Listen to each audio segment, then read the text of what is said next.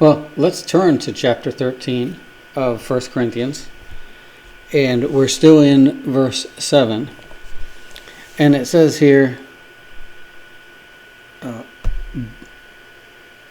bears all things, believes all things, hopes all things. Hopes all things is what we're going to talk about in this video.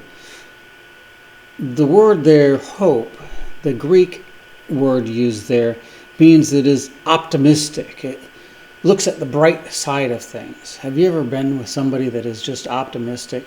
They're just fun to be with. I mean, if you go to a museum with them, or if you go to the beach with them, or go shopping with them, it's just like any experience that you have with this person. They're just wonderful people to be around. They are so optimistic. That's love. That's love is what the Apostle Paul is telling us. And a person that is optimistic like that, they can find it easy to give somebody the benefit of the doubt, to trust somebody's motives. They're a trusting person. They're not a suspicious person. That is what Paul is trying to tell us that we are supposed to be. Of course, there are times that people lose our trust. There are bad people in the world, or there are people that have bad motives in the world. And we are not supposed to be foolishly blind. The point is that when we meet somebody and we engage in a relationship with that person, a friendship, the term relationship, when I use that, does not necessarily mean romantic, but we get into a relationship with somebody. Maybe we sit next to them in the pew at church. Maybe we sit next to them or close to them at school. Their desk isn't too far from our desk. Whatever type of relationship with them, we give them the benefit of the doubt. We assume that they're a good person. We're optimistic. We're not suspicious until the person proves otherwise. When the person proves otherwise, then we have to do something about it. And what we have to do about it depends upon the circumstance. Sometimes we have to do something drastic. Sometimes we have to do something very minor. When these issues come up, when somebody does break our trust, the first thing we need to do is to take it to the Lord in prayer. Look for counsel from God. That is our first thing we should be doing. And unfortunately, a lot of people are not in the practice of prayer, and they do not take their concerns to God as often as they should.